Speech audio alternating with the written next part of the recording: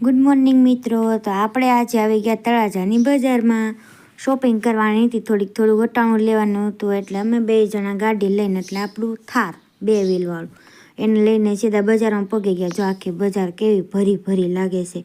એ બજારમાં ગયા પછી બધી ખરીદી કરી. પછી મારા હસબન્ડ કે મને થોડીક ભૂખ લાગી છે, એટલે એ જો પાવભાજી ખાવા બેઠી ગયા. મને કીધું આપણને કાંઈ પાવભાજીનું ભાવે. પછી તો આપણે ભાળી ગયા પાણીપુરીની લારી. તમને ખબર જ છે, છોકરીઓને પાણીપુરી બહુ વાલી.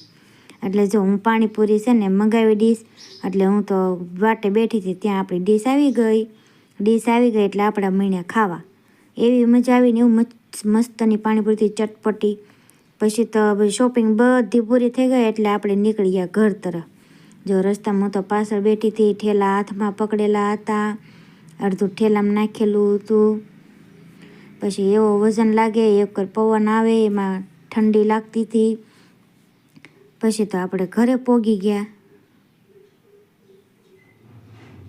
ત્યાં તો જો અટાણું તો પાથરીને બધું બેઠ્યું. મને તો બહુ ગમે, બધી વસ્તુ ગમે ત્યાંથી લાવીને, એટલે મને જોવું બહુ ગમે.